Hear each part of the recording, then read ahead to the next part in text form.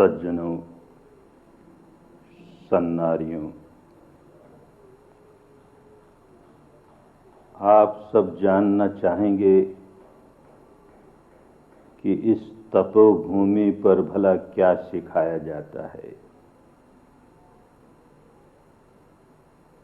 इसी तपोभूमि पर नहीं, भारत में और भारत के बाहर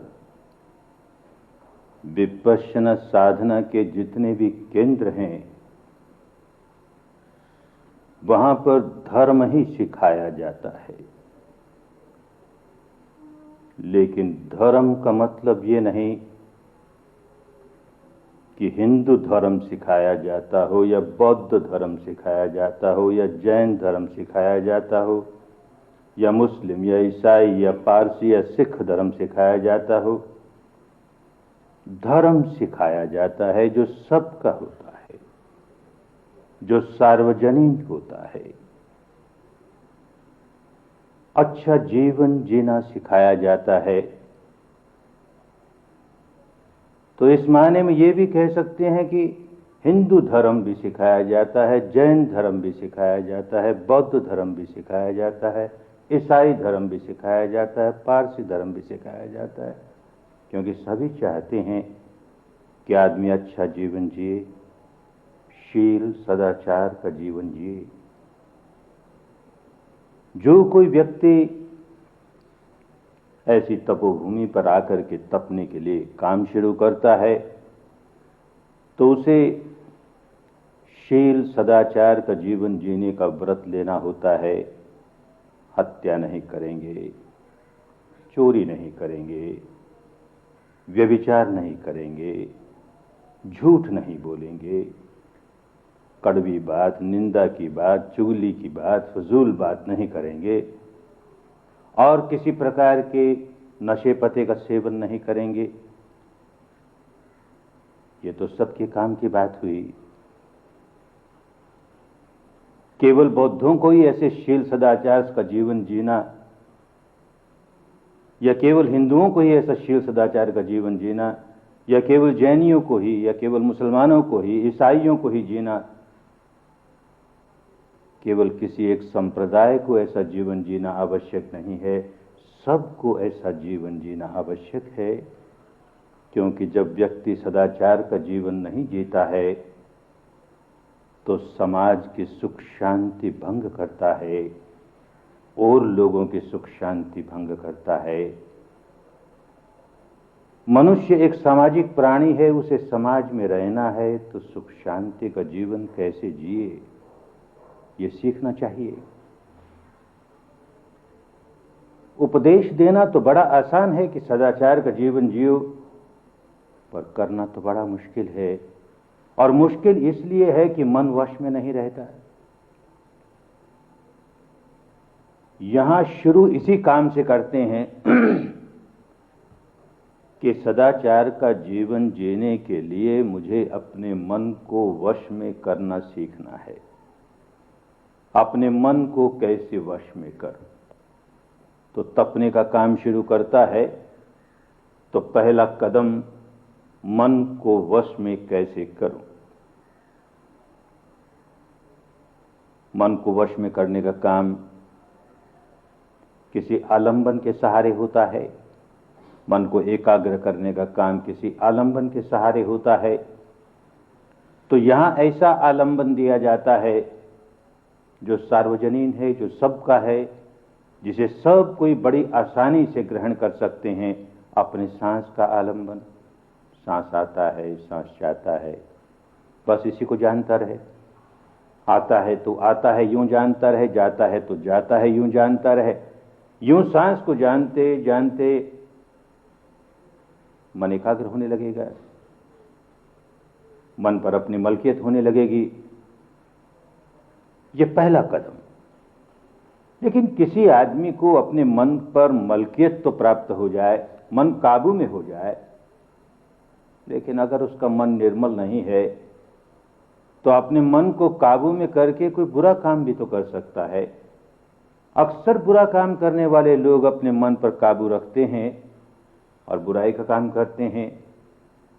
तो जब तक मन निर्मल नहीं हो तब तक मन की मलकियत हासिल करने पर भी आदमी अच्छा जीवन जिएगा ही, ऐसा नहीं कहा जा सकता।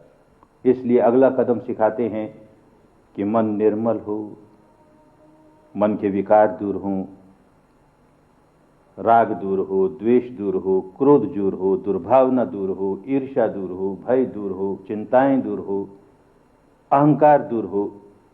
क्योंकि जब तक ये विकार मन में हैं तब शरीर और वाणी से कोई न कोई दुष्कर्म कर ही जाएगा।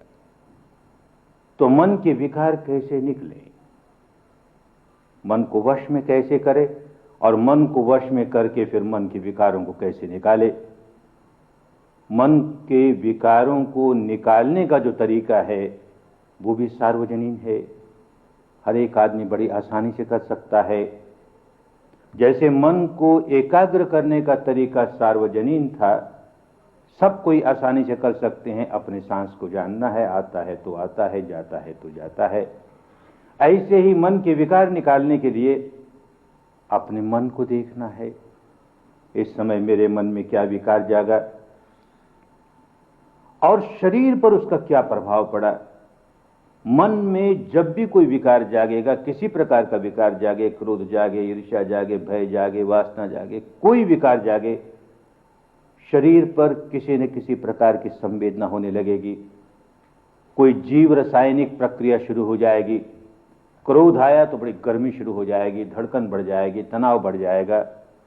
ऐसे ही हर विकार जो जागेगा वो शरीर पर कोई न कोई संवेदना प्रकट करेगा।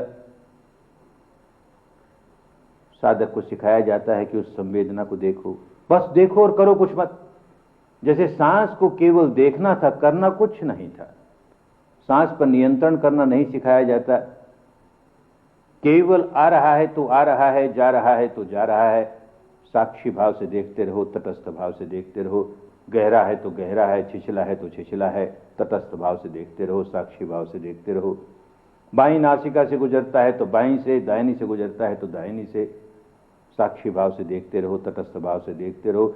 उसे बदलने का जरा भी प्रयत्न मत करो, केवल साक्षी भाव से जानो। अब ऐसे ही शरीर पर जो जो संवेदना होती है उसे साक्षी भाव से जानो। जोरों की गर्मी लगी तो पंखा नहीं खोलेंगे, बहुत गर्मी लगी तो नहाने नहीं चले जाएंगे, देखेंगे शरीर में गर्मी फूटी है, कोई विकार की फूटी है तो देखते हैं कब तक रहती है। ऐसी धड़कन बढ़ी है तो किसी डॉक्टर को नहीं बुलाएंगे, बहुत धड़कन बढ़ गई, क्या हो गया? धड़कन तो बढ़ी तेरे विकारों की वजह से बढ़ी, देख इनको कितनी देर रहती है, देखते देखते देखते नॉर्मल हो जाएगी। यूं जब विकार मन में जागता है, शरीर पर कोई ना कोई उपद्रव शुरू हो जाता है, उस उपद्रव को देखना शुरू कर दो, करो कुछ मत। मन में विकार भी जागा है तो करो कुछ मत, केवल जानो विकार जागा है। क्रोध आया है तो क्रोध पर क्रोध मत करो। क्रोध क्यों आ गया? क्रोध को दूर करना है, कुछ नहीं करना, बस देखे जाओ इस समय मेरे मन में क्रोध आया है, देख मेरे मन में क्रोध आया है, और इसके साथ साथ देख शरीर पर क्या होने लगा, शरीर पर कैसी संवेदना हो रही है। मन में क्रोध आया है, शरीर में ऐसी संवेदना हो रही है, अच्छा देखते हैं क्या यह हमेशा रहने वाली है, कब तक रहेगी? और देखता है तो देखते देखते देखते समाप्त हो जाते हैं, क्रोध भी समाप्त हो जाता है, वो संवेदना भी समाप्त हो जाती है। यूं देखना सिखाते हैं, शरीर पर क्या संवेदना हो रही है उसे देखना सिखाते हैं, तो मानस का स्वभाव पलटने लगता है। जिस मानस का ऐसा स्वभाव हो गया कि अनचाही होते ही द्वेष पैदा करेगा, क्रोध पैदा करेगा, दुर्भावना पैदा करेगा, जिस मानस का ऐसा स्वभाव हो गया कि मन चाही होते ही राग पैदा करेगा, आसक्ति पैदा करेगा, लोभ पैदा करेगा, अब धीरे धीरे उसका स्वभाव पलटता चला जाएगा, पलटता चला जाएगा। बहुत क्रोधी आदमी ये साधना करते करते करते देखता है कि उसका क्रोध कम होने लगा, कम होने लगा। बहुत भय से व्याकुल रहने वाला व्यक्ति देखता है उसका भय कम होने लगा, भय कम होने लगा। यूं किसी भी विकार से व्याकुल रहने वाला व्यक्ति अगर बराबर अभ्यास करता जाएगा तो देखिएगा कैसे वो विकार कम होते जा रहे हैं, कम होते जा रहे हैं, उसकी व्याकुलता कम होती जा रही है। जैसे जैसे इस विद्या में पकता चला जाएगा तो एक बात बहुत अच्छी तरह समझ में आने लगेगी कि ये जो शील सदाचार का जीवन मुझे जीने के लिए कहा जाता है, वो मेरे भले के लिए कहा जाता है। पहले पहल जब किसी को कहते हैं तुम्हें 5 शील लेना होगा, सदाचार का जीवन जीना होगा, तो बेचारा बुद्धि के स्तर पर ही समझता है कि भाई अगर मैं कोई भी शील तोड़ूंगा, सदाचार तोड़ूंगा, किसी अन्य प्राणी के प्रति कोई भी ऐसा काम करूंगा जिससे कि उसकी सुख शांति भंग हो, जिससे कि उसको पीड़ा पहुंचे, तो समाज की सुख शांति भंग करूंगा, समाज की व्यवस्था खराब करूंगा। तो मैं तो समाज का एक प्राणी हूं, हर मनुष्य समाज का एक प्राणी है, तो समाज की व्यवस्था कायम रहने में उसकी सुख शांति कायम रहेगी, यूं बुद्धि से समझता है। लेकिन जैसे जैसे विपश्यना करते हुए अपने भीतर की इस सच्चाई को देखने लगेगा कि जब जब मैं विकार जगाता हूं तो बड़ा व्याकुल हो जाता हूं, तब बात खूब अच्छी तरह समझ में आने लगेगी कि हमारे देश के संतों ने, हमारे देश के ऋषियों ने, मुनियों ने, सदपुरुषों ने, महापुरुषों ने हमें शील सदाचार का जीवन जीना क्यों सिखाया। केवल इसीलिए नहीं सिखाया कि समाज की व्यवस्था कायम रहे, लोगों की सुख शांति कायम रहे, बल्कि इसलिए सिखाया कि तुम खुद अच्छा जीवन जी सको, सुख शांति का जीवन जी सको। क्योंकि जब भीतर देखने लगता है तो उसको मालूम होने लगता है कि जब जब मैं अपने शरीर से या वाणी से कोई भी ऐसा काम करता हूं जिससे अन्य प्राणियों को हानि पहुंचती है, उनकी सुख शांति भंग होती है, तो अपने भीतर देखेगा तो साफ मालूम होगा कि ऐसा दुष्कर्म मैं तब तक नहीं कर सकता जब तक कि मेरे मन में पहले कोई विकार नहीं जगा लूं। हत्या करनी होती है तो पहले अपने मन में बड़ा क्रोध जगाना होता है, बड़ी दुर्भावना जगानी होती है, बड़ा द्वेष जगाना होता है, तब किसी की हत्या करता है। चोरी करनी होती है तो लोभ जगाता है, तब चोरी करता है। व्यभिचार करता है तो वासना जगाता है, तब व्यभिचार करता है। कोई न कोई विकार अपने भीतर जगाएगा, तभी शरीर या वाणी से कोई दुष्कर्म करेगा। ये बात अपने भीतर खूब देखने लगा, बात समझ में आने लगी। और ये भी समझ में आने लगा कि भाई जब जब मैं अपने भीतर विकार जगाता हूं तब तो बड़ा व्याकुल हो जाता हूं, बड़ा दुखियारा हो जाता हूं। और दुखियारा होना मुझे अच्छा नहीं लगता, व्याकुल होना किसको अच्छा लगेगा। तो अगर मैं विकार नहीं जगाऊं तो किसी दूसरे पर एहसान नहीं कर रहा, अपने आप पर एहसान कर रहा हूं, अपने आप को सुख शांति का जीवन जीने के लायक बना रहा हूं। जब जब विकार जगाता हूं, औरों की हानि तो शरीर या वाणी का दुष्कर्म करके पीछे करूंगा, अपनी हानि पहले करूंगा। विकार जगाते ही अपने को व्याकुल बना दूंगा, बड़ा दुखियारा हो जाऊंगा। अब समझ में आने लगा कि केवल औरों के भले के लिए ही नहीं, केवल औरों की सुख शांति के लिए ही नहीं, मेरे अपने भले के लिए, मेरी अपनी सुख शांति के लिए मुझे शील सदाचार का जीवन जीना चाहिए, अच्छा जीवन जीना चाहिए। बस यही सिखाया जाता है। अब इसका कौन विरोध करेगा, ये तो सबका धर्म हुआ ना। हिंदू हो तो वो भी कहेगा कि अच्छा जीवन जीना चाहिए, अपने लिए भी भला हो, औरों के लिए भी भला हो।